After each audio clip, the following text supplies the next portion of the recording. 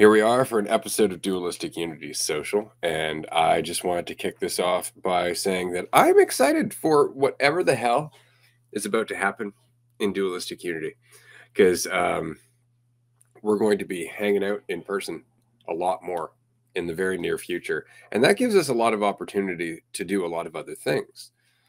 And we've been looking at various different skits, conversations, videos, things like that, events. We've got a marathon coming up for Fidelium in the very near future.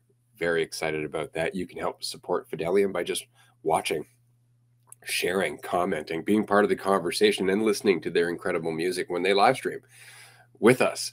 But that said, we've got some ideas. And right now we've got this kind of ongoing back and forth happening about a dialogue between two priests, and a series of dialogues, in fact, between two priests, looking at their own belief and why it's there, having moments of self-honesty while having a discussion. And I'm just so very excited about this series. And so I was looking around online for a convincing priest outfit, because you don't want something that looks too costumey, right? Like, you want something that looks legit, but also screams priest. So I've been looking around. There's a lot of options. You know, there's the very subtle collar and black shirt, wearing the belt, you know, that guy. There's also the full-on robes of the Catholic priests that are like red, and they really stand out like a motherfucker, with the hat, the whole bit. So I've been looking around, and I had a series of options on my screen, and my daughter walks in and she's like, "Why are you looking at that?" I'm like, "No reason, just brainstorming. Are you gonna buy that?" I kind of just stopped and paused, and she's like, "Are you?" I'm like, "We're gonna buy two." And she's like, "Oh God, that's it." I don't know you. It's just like, because this is gonna get fun. It really is. But again, tastefully. I mean, we wouldn't want to make a belief in a fictitious man in the sky who's got a list of 10 rules that you have to follow sound ridiculous. We wouldn't want to take away any of that credibility, right? Like, so we definitely want to represent the foundation of Christianity, and we definitely will. Chapter and verse, in fact. Chapter and verse. And so I'm very excited about this. Oh, likewise, dude. There's so much there. And there's so many topics like that, like, religion itself, that people don't, even people who kind of do whatever they want online and like don't really give too many fucks. Like, that's something that almost everyone steers clear of. You'll see comedians poke fun at the religion stuff here and there, but even then you get such a mob coming after you on, like, TikTok, Instagram, anywhere, that most people just don't think it's worth it. But it's almost like such low-hanging fruit that it's not that hard to get people going, or even just to call it out. Or there's so many options that people need to get triggered very quickly in order for people to stay away from those. And it really isn't that long ago that, people were able to burn you at the stake for talking about that stuff, even for mentioning it, even if they just didn't think, the Spanish Inquisition, like, if they didn't think that you were a true believer, they'd be able to do shit. And, like, I don't necessarily know all the history of all those things, but yeah, it's not that long ago that people were able to get very violent in response to these things. And I think we're just seeing, a lot of clapback from that. The people still stay away from them, despite it, like, obviously being pretty destructive, like incredibly destructive. And I was thinking today just about, selfishness versus selflessness, and how much we, live lives that are self-involved, and like all these things that we deem to be, even healthy things. Someone could spend their day, they wake up, and, go on a run, work out, go to church, work on something to make more money than they need, and then go through the Russell Brand sort of gauntlet of the ice bath, the tapping, the meditation, the praying, and all these things that are all like deemed to be healthy things by a lot of people. And most people wouldn't see any issue with that at all. And I'm also not saying that there's an issue necessarily, but it is selfish to do all those things. It's like, why do you go to church? Like, well, because I feel bad if I don't. Like, so you go every week. It's like, well, no, only when I'm feeling extra bad about myself to feel better, and just enough to get me through. And it's just like it's all for me. It's all for me to feel better, and it's so obvious, but it kind of has this, shine to it, this perceived shine to it. But it's just soothing people's fear. It's just manipulating people into giving money. And a lot of times, like, the more money you give, the better off you think you're going to be. It's like there's so much there that isn't this, like, oh, it's just nice and good. It's a good thing. Let people believe what they want to believe. And it's like, it's an underlying destructive thing. It's like in plain sight, but we don't want to look at because there's the big, fear of death, I think, is one of the biggest ones. So all that said, we're going to have a lot of fun kind of pointing out these things, and not even necessarily always, definitely not always in an aggressive way, sometimes here and there, but a lot of times just in a very honest and frank way. So yeah, I'm super excited for being there in Vancouver Island in person, because there's so much that we can do. For sure. It's not just fear of death. It's fear. It's fear as a whole. Like, we keep catering to fear. And in doing so, we make fear bigger. Like, we actually make it a serious motivator in our life just by virtue of our reaction to it. And it's not just fear of death. It's a fear of a lot of things. Fear of not getting what I want. Fear of not being enough unless I get what I want.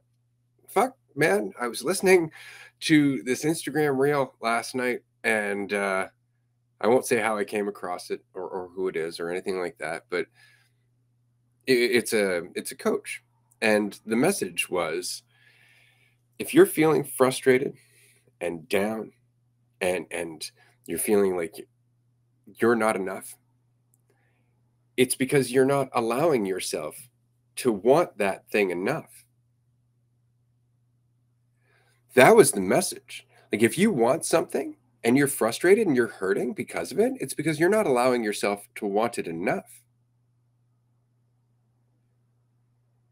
That's addict talk. Like, if you just want it more, you'll get it. All that suffering, all that frustration, all of that, judging yourself, all of that stuff, that's just a sign that you're not doing it enough. And that's that cognitive dissonance. We don't want to tie the two together.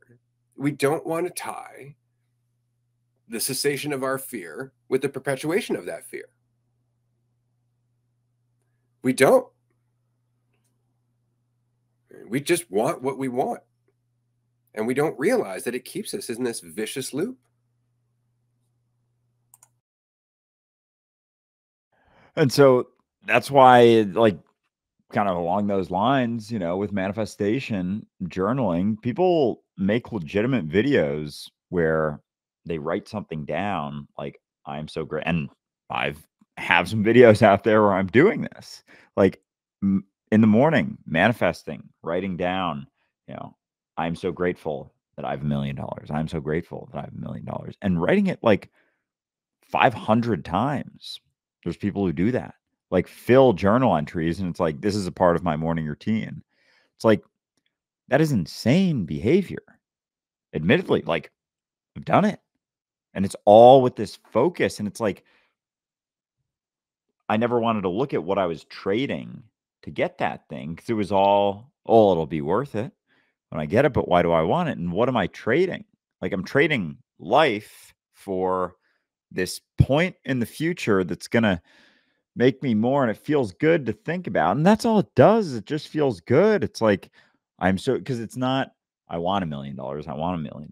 It's, I have $1 million. And I'm so grateful that I have $1 million. It's like, it's just this kind of psychotic convincing to give yourself a good feeling. It's like giving yourself a hit of a drug, because it probably does release some, dopamine or serotonin or whatever chemical. I don't know exactly which one it's going to be, but you can look it up yourself if you want. It's going to release something like that. Just lying to yourself and telling yourself that you have something that you don't. So you just feel good. And what is that doing, though? What is that doing? It's just helping you feel good about the lack that you're reinforcing. So it's like, running after a carrot, wall whipping yourself and stabbing yourself with a stick. And yeah, just the way that we spend our lives selfishly and going through a day, waking up, run, workout, church, meditation, sauna, ice bath, tapping, more prayer, blah, blah, blah. It's like all things to feel better about myself. That's like not an uncommon way for someone to spend their day, but it's like this vicious loop of like, I feel terrible because I'm so focused on myself, and I'm going to keep focusing on myself. And I do all these things for my mental health. I'm working out for my mental health. I'm running for my mental health. I'm going to church for my mental health. I'm making more money for my mental health. And it's like the whole time, it's like, hold up. Why do you have to work on your mental health so much? Is it because everything you do is focused on yourself? I can certainly say for myself, it has been. I'm not saying that I don't act selfishly and haven't acted selfishly throughout my life. I'm just saying there's a connection there. I'm just saying that there is a like directly tied together connection with how focused we are on ourselves, but we don't want to look at that. It's just, no, I'm doing it for this, but it's like, hold up. There's something there. There's a common root to all these things. This is why, the expression "it is what it is" so fucking powerful, right? Because it's unarguable. My opinion of it is kind of, irrelevant to what it is right now. But we don't like that. We want to have that opinion. We want to have that thought of what it should be. We want to have that sense of control. We want to have that want, right? And thus we perpetuate the need, right? And it's so interesting to watch. But I mean, on the other hand, it's understandable. Like, it's a hell of a loop. And it really does. It's perpetuated by the system that we live within to a very large degree. But I want to stop here for a second because this is a social episode. And we got actually quite a few people watching at the moment. Hello, everyone. We appreciate you being here. If you're on Instagram, whatever it is they do on Instagram to show you like the thing, please do that. We appreciate the support. As always, after this, in 45 minutes from now, exactly, we're going to be hosting a call-in show where you can actually be on the podcast for up to 10 minutes. You can share your point of view. You can ask a question. You can air a grievance. You can insult me if you really want to. It's not that it's that uncommon. The point being is that you can be a part of the Dualistic Unity podcast. If you haven't heard of the Dualistic Unity podcast as yet, go and check it out. It's a good podcast. As you can tell, we talk about life, being ourselves, and all of the silliness that goes with taking the idea of ourselves very seriously. Because that's what we end up doing. Going back to your conversation about Russell Brand, for example, and it's not Russell Brand necessarily, but it's a common thing, and you especially see it in spiritual communities. We suffer through this negative idea of ourselves because as long as you have an idea of yourself and you're living in, let's just say you live within the world of the superficial, that's where you come out of high school. You're like, yes, I have to dress right, act right, have the right job, have more money, have the right car, live in a big house, blah, blah, blah. So you just live there. Okay. And you do your best to live up to those expectations, to the assumptions of what that is. You do your best to live up to the right path. And as you can never do that, because you can always compare to others, and you're always comparing to your assumptions of others, you're always going to look at it as though there are people who are doing better than you. And you will start to feel the weight that goes with that. And you will try to keep up, and you will feel more weight until eventually you go, oh my God, I keep thinking about myself as this person who just has to go to work and is part of the system and is a body in the world, and all these thoughts, they suck, they're dragging me down. I'm not a human being. I'm a spiritual being having a human experience. I am an enlightened aspect of a non dual universe. I am an energetic contraction, and I am coming up with every idea I can on the opposite side of that very mundane spectrum that I've been living in my whole life, hoping that that idea is somehow not going to lead to the same fucking weight. And it does, because it operates in the same environment of comparison and assumption and identity. You're still thinking about yourself like it's the truth. You're still thinking that the idea of you, no matter what spectrum it's on or where in the spectrum it is reflective of the truth. And so now there's a right way to do it. There's a right way to live. There is an assumption that your value goes up and down according to that idea and how well you live up to it. It doesn't matter what the idea is. The idea is poison when taken as truth. And it's just accepting the uncertainty of that, accepting that what is. It's not what you think it is, it's what it is. And that's where you're able to actually interact with it, in alignment with it, with sensitivity and empathy and intelligence and all of that, because you're actually paying attention to what's here now instead of the fictions in your head based on what you're afraid of or what you think you want. But that means we have to let go of this measurement that we have of how we're doing, of this belief that we have that we can measure our progress, that it's within our ability to know how we're doing as if we're separate from everything else. It's just letting that fiction go and living your life. And that's why when somebody says it is what it is, that's a great sign. And it might sound depressing. I know a lot of people who'd go, well, where's your wonder? Where's your belief? It's found here and now by not getting in the way, not by projecting something that soothes me in the short term and causes me pain in the long term. It's just being willing to recognize that it causes you pain in the long term. And if you're invested in that idea of yourself, you don't want to tie those two together.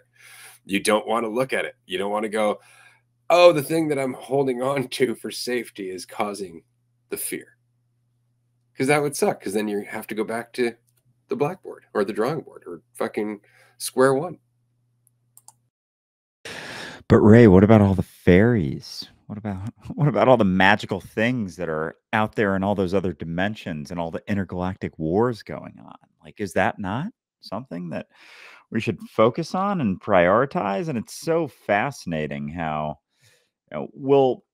like all of those are just tactics to take us from the suffering that we think we have to run from instead of look at. Like, if everyone's got some stuff, if everyone's got some way that they have the potential to view themselves negatively, some things that they think are wrong with themselves, and we're all just, piling things on top to feel better about it, looking around to see how we compare to everyone else who's doing the same thing, all like too afraid to even interact with each other because we feel like there's so much that we got to hide and keep at bay. Like, what if we stopped?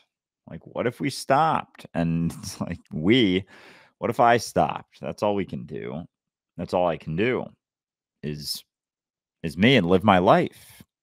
And I'm finding even just today, because I'm going to be on Vancouver Island tomorrow. Very, very excited, checking out some apartments. And I feel like a part of me is just starting to actually live my life, actually make decisions that are just my own, not looking around, not asking around, not necessarily following things that I always thought were the best thing for me or the way that I thought my life should be lived, and in different ways doing less of that. And I'm finding that there's less judgment in that. Like, it's not to say that I'm not gonna get into plenty of uncomfortable situations, but it's it's like at least I'm making the calls on my life. At least I'm like whatever decisions I make, it's like I'm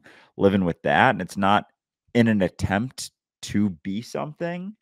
And so there isn't so much of a spectrum. It's not to say that a bunch of stuff isn't going to come up. And as I get into more new things and different things and uncomfortable situations, that, all sorts of triggers aren't going to come up. But I've been feeling just a difference in that, like I'm not like knowing that you're not running so much from being yourself. Like there's been almost more of a settling into that, or like a weight, like, admittedly, and I've mentioned this a few times, like, I moved back to New York as out of, like, sort of a last ditch desire to, maintain what I've always known and not jump in to a new thing. But and we've spoken about this. There was, I think, maybe not a necessity necessarily, but I think it was good for me to realize and see New York for what it is,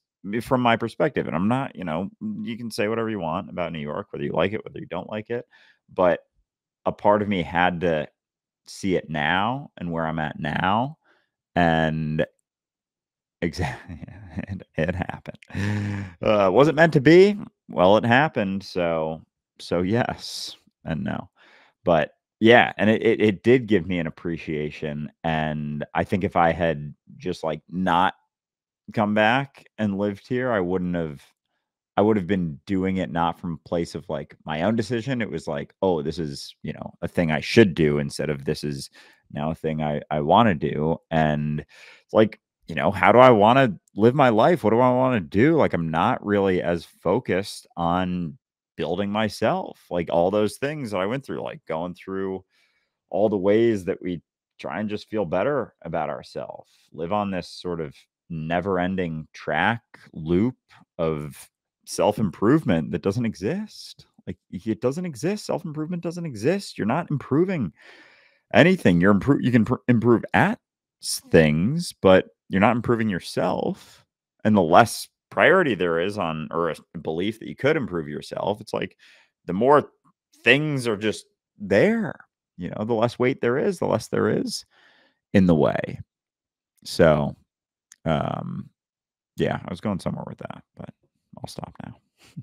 I think one of your recent insights that I really enjoyed was you were walking down the street in New York. And you're like, you know what I just noticed?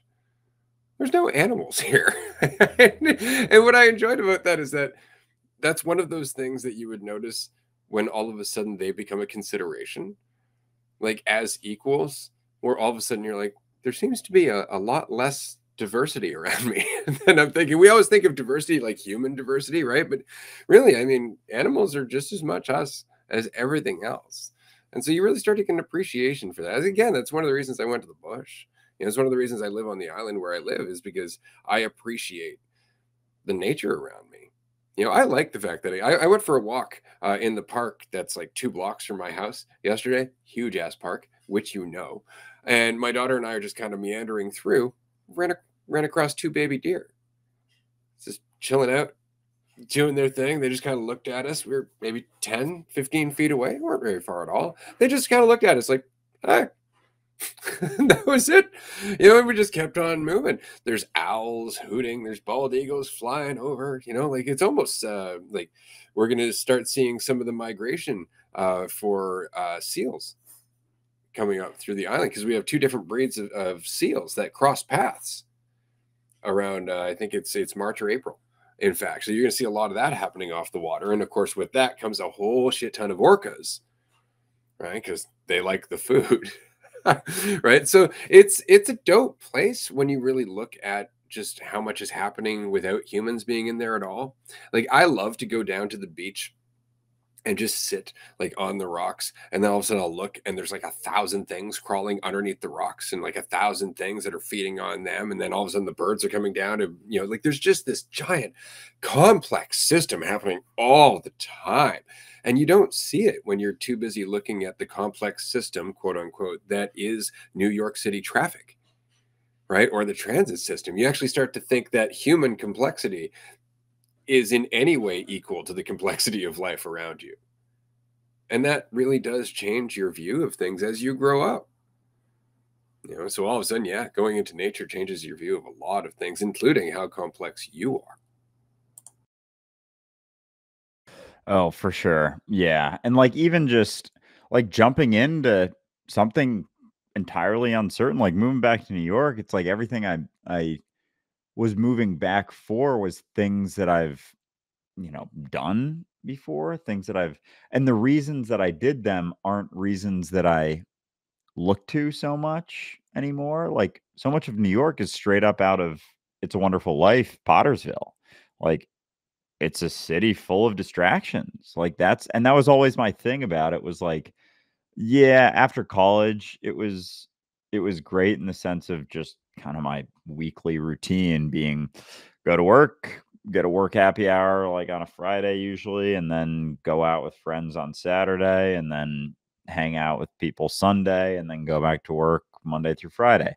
And just kind of that over and over and over. And there wasn't really a whole lot to do. There is other things, and it's just, part of it was me not doing other things, but there is a limit and there's, a focus on going out to a bar or going out to a restaurant to eat. And there's not necessarily a whole lot else. And again, there's other activities I know, but there's not a huge variety. And to get to nature, it's like, you got Central Park, and that's, borderline nature, but it's like outside of that, you got to venture outside the city. It takes like an hour to get to any legitimate like forest at least. And so, yeah, it just stopped making as much sense. But again, and I thought about because when I traveled last year, I really like San Diego, I really liked Austin.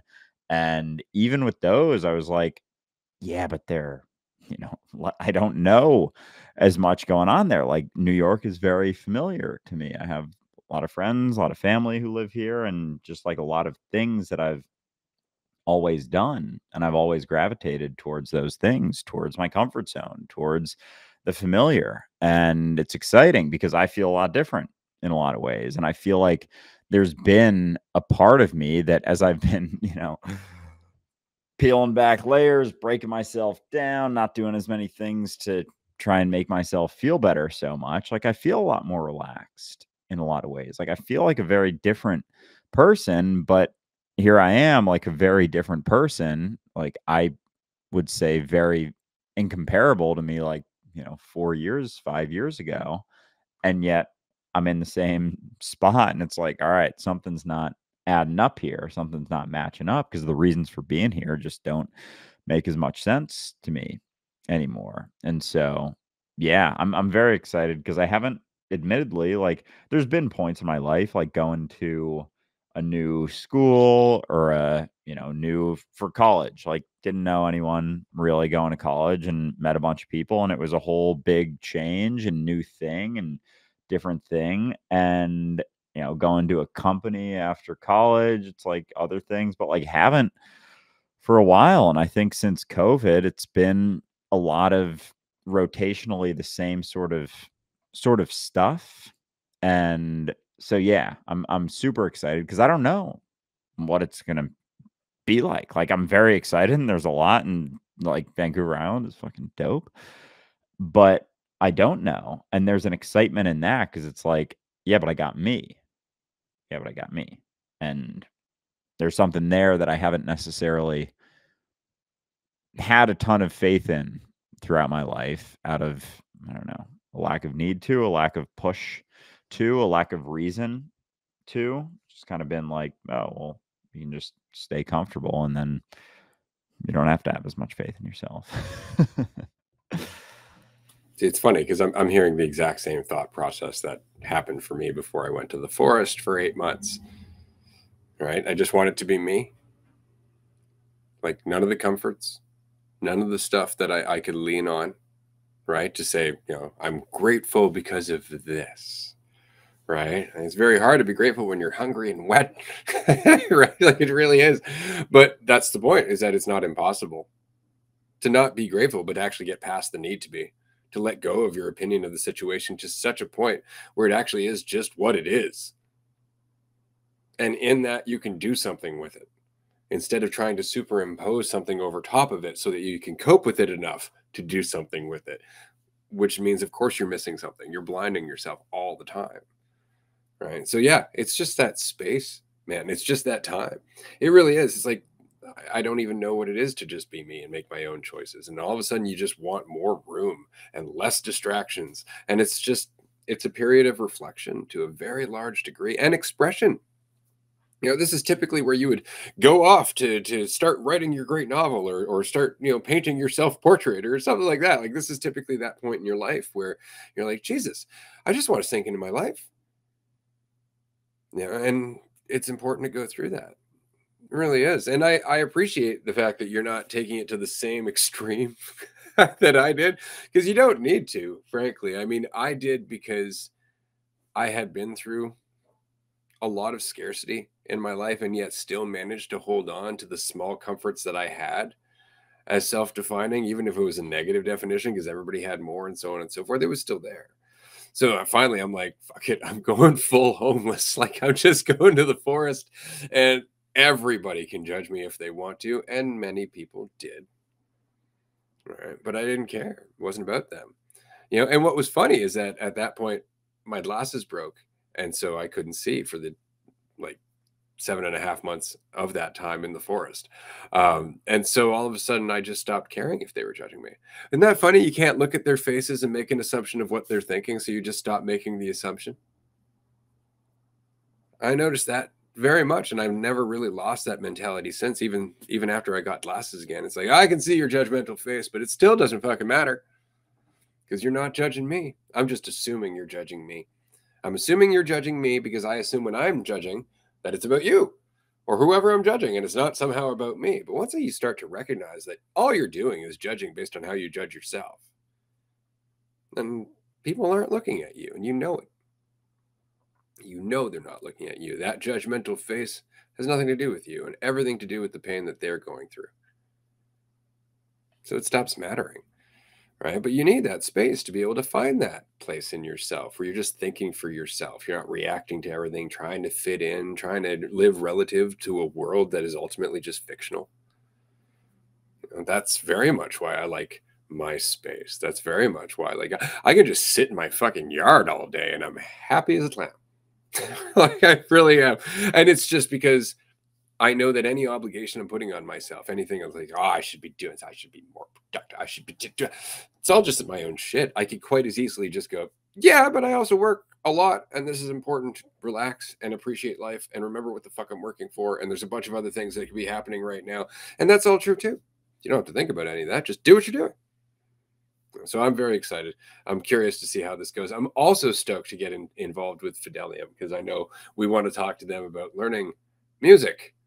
And that's going to be a fun expression on Dualistic Unity. That'll be a hell of a series for sure. Check out Fidelium, by the way. You can get their album there, or follow them on Spotify, or check them out on Instagram or TikTok at Fidelium. They are amazing. Can't express that enough. We have a whole episode with Trish as our guest. And at the end of that episode, there's a full 2 songs back to back that Fidelium recently played at one of their performances. I can't recommend checking that out enough. It's fucking amazing. Oh yeah, I'm so pumped to be involved with them and what they're doing, and like just that being just like something, because why not? It's like there's something going on in reality that's cool. Kids expressing themselves and being really fucking good at it, and having this opportunity to play in front, and like everything that Trish is doing with them, and Jeff. It's Jeff, right? Her husband. Yeah. The 2 of them. And I'm pumped to meet Jeff at some point and meet Trish in person and He's hear going to be a Fidel. good guest. Yeah. Jeff is amazing. Like the simple fact that I think the man, I think he said something along the lines like he's taken 3 or 4 months of lessons in his life. Like the rest is all self-taught.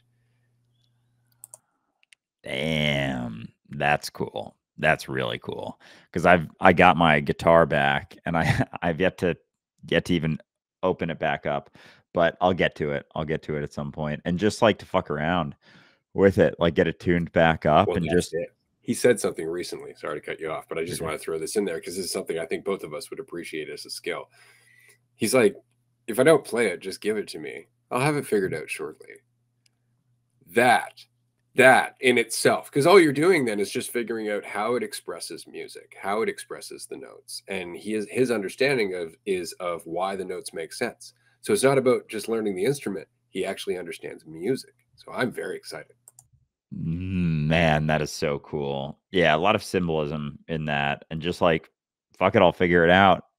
That mentality, like how much that just can go for everything, and that in itself, because I've always thought, like, oh, if someone's good at singing or good at an instrument, it's just natural. They're just born with it. And it's just a way to like not look at it yourself, not being willing to admit that there is a way to improve those things. Like I straight up thought with singing that you're either good or you're not.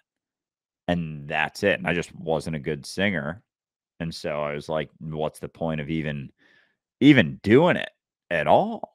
Like, oh, I'm just bad at it. And that's gone for so many things in my life, bro. So yeah, just being able to do that stuff and like get involved in things. And there's something else besides Fidelium you were talking about, but yeah, just being able to try different things and have the space and be able to just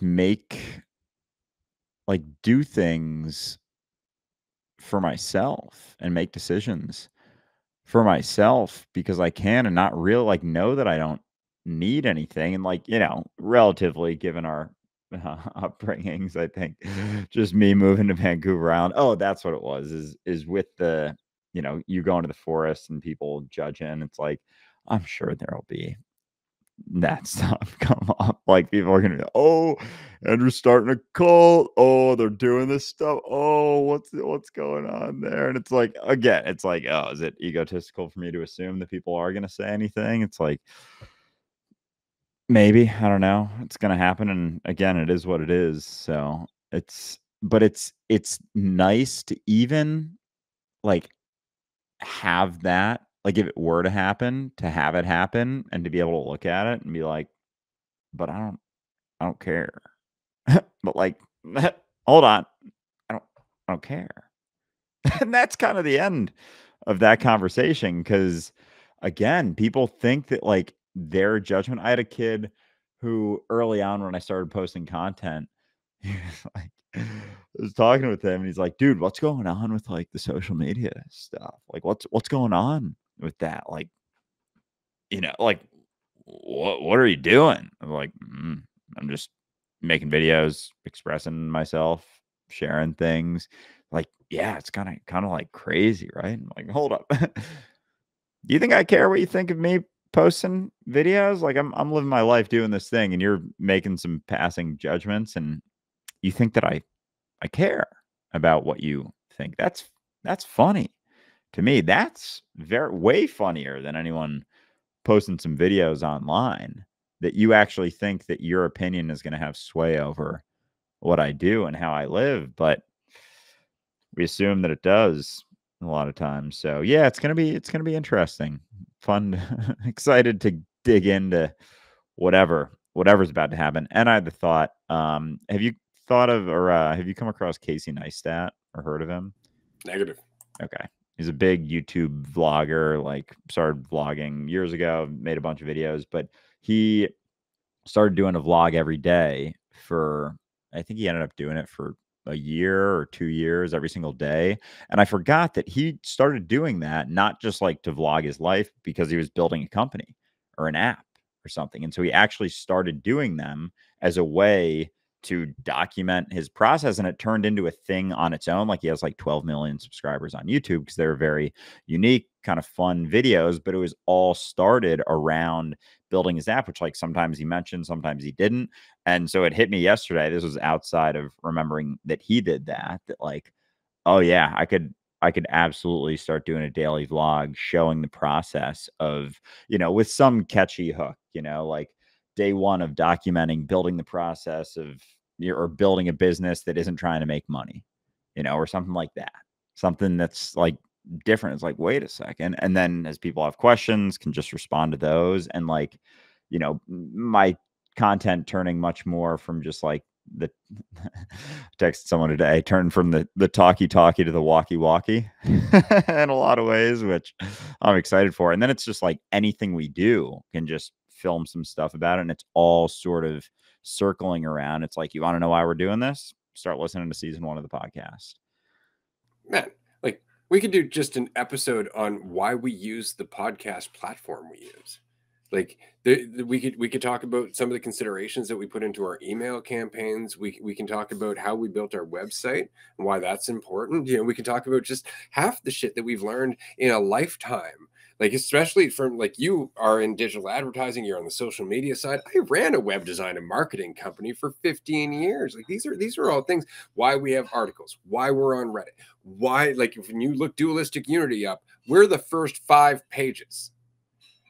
Like there's a reason all of that is the truth. And so we can make a series on that that's useful to people, that's actually showing them like, yeah, here's the mentality behind it. Here's all the shit that we actually go through. And you can do the same thing. And here's all the doubts I had today. And here's how I ignored them and got that shit done anyway. That's going to be a dope series. We got about 2 minutes left. So I just want to remind everybody, if you're enjoying this, join us at twitch.tv/dualistic unity in like 15 minutes for a call-in show where you can be on the episode. Enjoy the podcast if you'd like to just join in the comment section, or call in and be on the show for up to 10 minutes. Yes, definitely tune into the call-in show. Even if you don't call in, it's always nice to get people on there. But again, it's a podcast episode. So if you have something to say, something to share, you got a business that you're doing, you want to talk about it for a little bit, anyone can join. Open-ended. You have some grievances, some judgments, some thoughts, anything. It's all on the table. So come with all of it. But yeah, this has been a lot of fun. I appreciate everyone for tuning in. Got a number of people who have been on Instagram. Sophie, good to see you. Yeah, I just got 2 new hats because I was getting tired of just like my hair. It was starting to get in my eyes a little bit. So I was like, all right, it's time for a hat. This is that point where you just got to keep growing it till it gets past that point. It's kind of like the beard, there's a point where it comes in, we're like, that is annoyingly long. But once it gets past there, you're gold. Goes from like really coarse and thick to a little softer as it goes. Yeah, that the softness, I'm already at the softness because mine isn't that fucking thick. But yeah, that's nice. I still got a wire bristle happening over here, regardless of the length. One last mention for everybody who's watching: we are doing an expansion of Dualistic Unity LLC, because that actually does exist. We do exist within the corporate fucking bullshit world. That said, we're looking for investors. This is an investment, not a donation. You're not supporting the podcast. You are actually being a big part of it growing. There is an ROI that we will discuss with you. We have an investment presentation coming up in the next week or two. If you are interested, just fill out the form at this link. There's no obligation whatsoever. And that's all we got to say for today. We will see you in 15 minutes for the call-in show. Bye, everyone.